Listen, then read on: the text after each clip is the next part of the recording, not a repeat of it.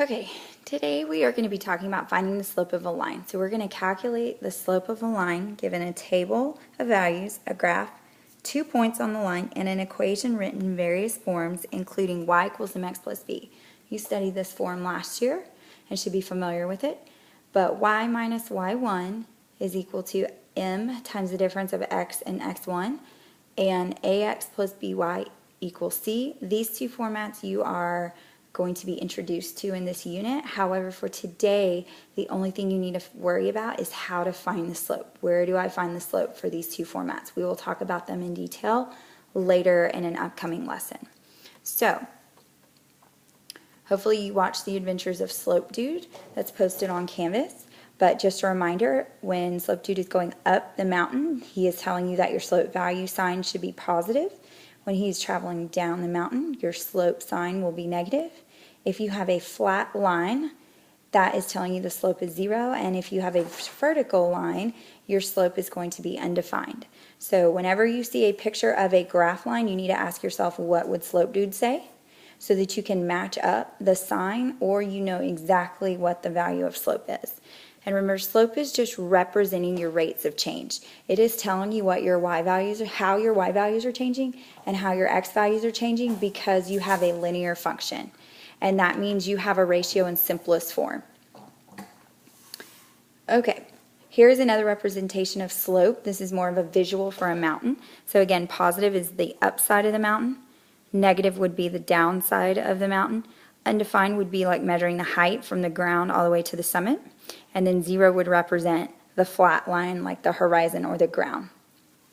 We just talked about in the last lesson about rate of change. So that is one way you can find slope. And they identify slope by using the letter M, so you can connect it back to the slope of a mountain. And you also, this should look familiar, the slope formula, y minus y, all divided by x minus x.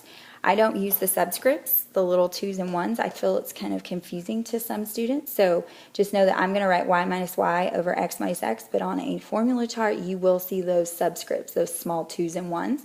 Just ignore them. What you need to make sure and focus on is I want you to have the big idea of the slope formula, and that is that you are taking two y values and subtracting, and you are taking two x values and subtracting. Here's the catch. You need to make sure that this y value and the x value beneath it, those two come from the same ordered pair. Same thing with the second x and y value. This y value and the x value beneath it in the formula come from the same ordered pair. All right, so let's start working some example problems. So the first thing we're going to do is we are going to calculate the slope from 2 points. So remember again, we are going to use y minus y divided by x minus x to find our slope. Let me go ahead and draw this out here. All right, so the first thing we're going to do is we're going to find our y values. And it doesn't matter the order that you use to find your y values. You just ask yourself, what's the y value? 7. My next y value is a negative 4. And then what are we doing between the two y values? We are subtracting. So I want to point out this subtraction sign is not the negative on the 4. I still have to show the operation of subtraction. And so now I'm going to use my calculator. I'm going to type in 7 minus negative 4. And I'm going to hit enter, and I got an answer of 11. So I know that the difference in my y's is going to be 11. Now I'm going to do the same thing for my x values. So since I use 7, I have to make sure that those values come from the same ordered pair. So I need to use negative 4. And then my next x value is going to be negative 6. And again, what operation are we using with our x's? We are using the operation of subtraction. So now I'm going to type in my denominator, negative 4 minus negative 6. And I got an x value of 2. So I want to draw this around. So these came from the same ordered pair. And these points came from the same ordered pair. All right. After you take care of your two subtractions, you want to simplify your ratio. So remember, alpha y equals enter, and then we're going to type in 11 over 2, not 22, just 2. And if you get the same ratio back in your calculator, it's telling you that your ratio was already simplified. It can't do any further simplification. So this is my final answer for slope. So my slope is a change in y of 11, all divided by a change of x in 2. That was it. So see, I connected it back to what we were doing yesterday. Now we're just using subtraction instead of having delta y over delta x. The same thing. All right, let's look at our table. So again, I'm going to use y minus y over x minus x. But the deal with the table is now I have to choose 2 points. Because they're going to give you more than 2 typically in a table, so you want to pick 2. It does not matter what 2 you pick. So to keep it simple, I'm just going to pick the first 2 points. I could pick any 2 points on this table to find my slope. So the first thing I've got to do is, again, identify my x and my y values. So my y values are 6 and 8. So I'm going to write 6, I'm going to write 8. And in between them, I have to show the operation of subtraction. So here we go. Get my calculator and clear it off. I'm going to type in 6 minus 8. And I got -2. And now we're going to write our x values. So we're going to write 12 and 4, but remember I got to make sure I write them in the correct order. If I use 6, my x value has to be its pair, its input match. And that means I have to put the 4 below the 6, and the 12 has to go below the 8, and we are using the operation of subtraction. So I'm going to say 4 minus 12, that is -8. And now I need to simplify my ratio. -2 over or divided by -8. So I'm going to say alpha y equals inner, -2 over -8, and that is going to be a slope of 1/4. So m is equal to 1/4. Okay. I also want to point out here that your final answer for slope should be in a fraction or a whole number. You will not see slope given as a decimal value unless they are asking you for a griddable question. So you want to give your slope answer as either a whole number or a fraction. Now I want to tie this back to Slope Dude. So which part of Slope Dude's adventure would he be on? And you can see this is a positive 1/4, which tells me that he would be on the puff positive part of his journey. So if you were matching this up to a graph line, it would be slanted up. Same thing for this one up here. Our slope is a positive 11/2, which again means that Slope Dude would be on the puff positive part of his journey. So your graph line for this slope should be going up, slanted up. We're going to come back to equations here in just a second. We are going to move on to the graphs part of this. So I want to bring your attention to the reminders. If you are someone who likes to use rise over run, here are some reminders for you. You would count spaces, not lines. If you count lines, you're going to be typically tending to count toward using 1, and your scale is not always a 1. So remember to count your spaces. Look at your scales. So you always check the scale. Okay? But because this is where most students make their mistake when they count rise over run, they tend to count by 1s instead of looking, are they counting by 5s or by 10s? I don't teach rise over run. I do, when you are given a graph, I do ask that you ask yourself, what would Slope Dude say? So if I looked at this graph line and the direction that it's going, what part of Slope Dude's adventure is he on? And you can see it's going up, so this is a puff positive part of his journey, which tells me that my slope line or my value for slope at the end that I get should be positive. If I get a negative sign, then I know that I am wrong somewhere. I've miscounted or missubtracted or maybe messed up on my division in my calculator, and I need to go back and check my work. This will not tell me exactly what the slope value is, but I know that my final answer should be positive in sign. So we are going to actually use y minus y over x minus x, which means I need a table of values. So just like we just learned with rate of change, I'm going to look for some easy points. I see an easy point here. I notice that it is passing through the origin. That is definitely a point I want to use for my slope when I get ready to calculate it here in a second. And now I just want to pick an easy point that I can clearly see my X and Y values. And I'm going to pick this one right here. This one's standing out to me. That is not the only good point you could use.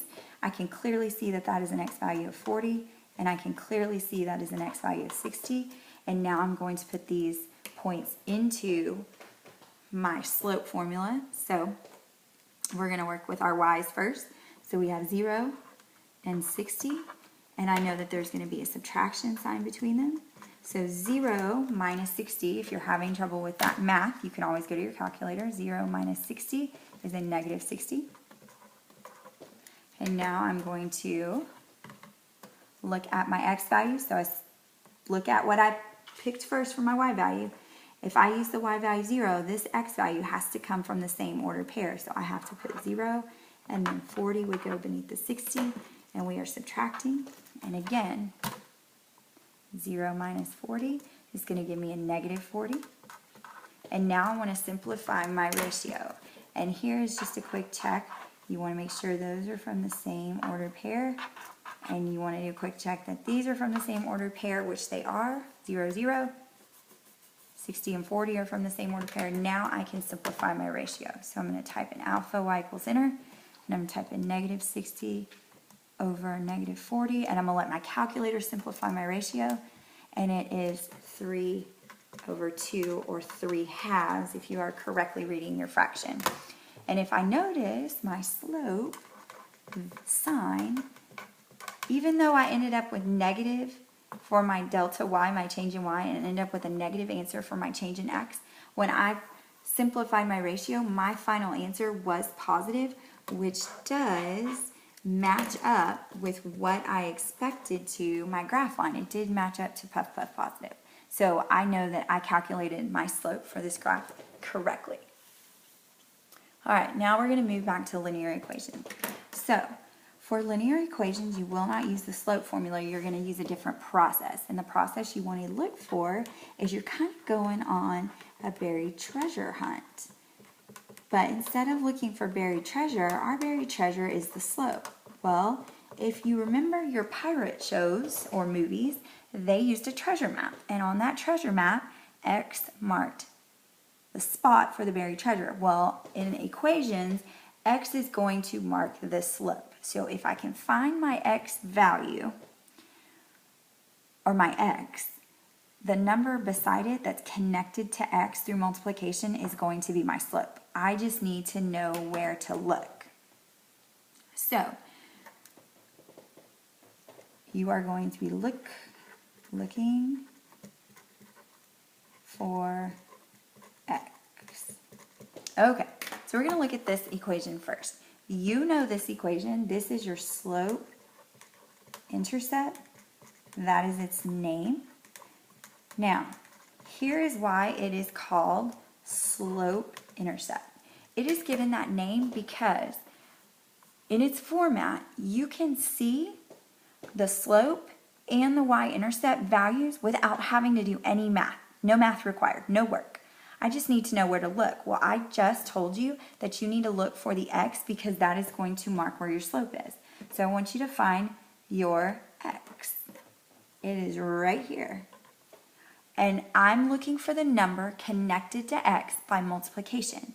That would be negative 4/3. Your slope of your graph line is negative 4/3. No work required. I just had to find x, and the number connected to it was my slope. That is it. And I know by looking at the sign what part of the journey slope dude is on. He is on the nice negative part of his journey, so I know that my graph line would be sloping slanted in the downward direction. That's it. Let's look at the next one. Okay, this is a new linear equation format that you have not studied. We are introducing this in Algebra 1. So I want to point out some differences. So if you notice, there's parentheses. You could have x plus a number or x minus a number in here. For the example, I've chosen one with x minus a number. In front of the equal sign, you're not going to have y by itself. y could be adding a number, or it could say y minus a number. For this example, I chose a problem with addition. And then you're going to have a number here in front of the parentheses. Now this number could be a fraction or a whole number. You should not see a decimal. It's either going to be a fraction or a whole number. So the name of this line is called point slope, which tells me that because it has the word slope in its name, just like slope-intercept did, I can find the slope just by knowing where to look. And what are we looking for? We are looking for x. So I'm going to find my x, and I'm looking for the number that's connected to x through multiplication. Well, which one of my numbers is going to be multiplied by x? 2/3. So there you go. Your slope of a point slope formula for this example is 2/3. And since I notice that my slope is positive, I know that slope dude is on the puff positive part of his journey. So my graph line for this equation would be slanting upward, going up. That's it. So for these two, slope was in the line. You just have to know where to look. You are looking for x because x is going to be telling you the slope because it's connected to that number by multiplication. All right, now let's look at the last example. This one looks a little different. Again, this is a new format. You've never seen this. We did see this in Unit 1 when I taught you how to solve for y, so that is now going to be a skill that's coming back this unit. We're going to be using it a lot. And if you notice, now x and y do not have an equal sign between them. Here, y equals x. So we had an equal sign between y and x. Here, y, x, look what was between them, an equals. Here, x and y do not have the equal sign between them. X and y are now before the equal sign, okay? It could be a subtraction sign here. And then after the equal sign, you have a constant. So you do not have any variables after the equal sign. It's just going to be a number. And this guy's name, when it is in this format, is called standard form. This is a standard form equation. Well, if you notice, he does not have slope in his name, so I cannot just look at the equation and tell the slope. I have to do some work first. And what you're going to have to do is you're going to have to solve for y. We're going to have to do some rearranging, okay? All right. So the first thing we're going to do is we are going to move our x to the other side. So how do I move a positive 4x to the other side? Well, we have to take away 4x from both sides. And now I'm going to rewrite my equation. So I've got 5y is equal to negative 10. And then I have 0 x's over here. So if I have 0 minus 4x, I'm going to have minus 4x. Okay. So all I did was took my x and I either asked myself, do I need to add or subtract to get it to move to the other side? And now step 2 is you are going to be dividing. Hopefully some of this sounds familiar from Unit 1. And you're going to divide by the number that's connected to the y. In this case, example, my number connected to y is a positive 5. So I'm going to be dividing by a positive 5. So I'm going to get y equals, and then if you need to, double check your division because we want to make sure we're correct. I have a negative 10 divided by 5, and that's going to be negative 2. And now I have a negative 4 divided by 5, and I want to include that subtraction sign because it's telling me the 4 is negative, and I get negative 0.8. And then do not leave off your x. Remember, we need x to be able to see our slope. Okay, so now I am going to find my x value, just like we did before, because now it's y equals mx plus b format, so slope intercept. So now I can find x, there it is, and the number connected to x through multiplication. There's my slope.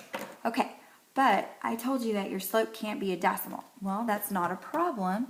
All we have to do is type in negative 0.8, and we're going to math, and we're going to change it to a decimal. I'm sorry, a fraction. 0.8, math, I want to change it to a fraction, press option 1, and it's going to be negative 4/5. So m is equal to negative 4/5. So remember, do not write x, slope is not x, it is the number that is connected to x. And if we want to match this up to what journey, part of the journey slope dude is on, he is in the negative part of his journey. Nice, negative, because our slope value is negative, so we know that our graph line would be slanting down. And that is it. That is how you solve for slope. And now I want to draw your attention to some special equations. So zero slope would be referring to the flat line part of slope dude's journey. So if you want to think of, you've heard flat line before on medical shows where they talk about that's when you have 0 heartbeats. Okay, you have no heartbeat. So if you want to visualize, you've got you're hooked up to a heart monitor and you've got heartbeats, and then all of a sudden you stop having heartbeats. That flat line is referring to this part of the graph line. So that would tell you that your slope is 0. But I also want to give you some important information, because they may not give you a picture of a flat line, which is easy to see. What if they gave you 2 points or a table that are on the flat line? So if you are using your formula and you get a 0 over a number, you know that you have a flat line and your slope is 0. Okay? So if your y minus y part of your formula is 0, that is telling you you have a flat line. Hopefully that will help, because these are ones that you shouldn't miss. You got to recognize when you have 0 for y minus y, or if you are given a picture of a graph that you have a flat line. Undefined slope, that is when your line goes up and down in direction.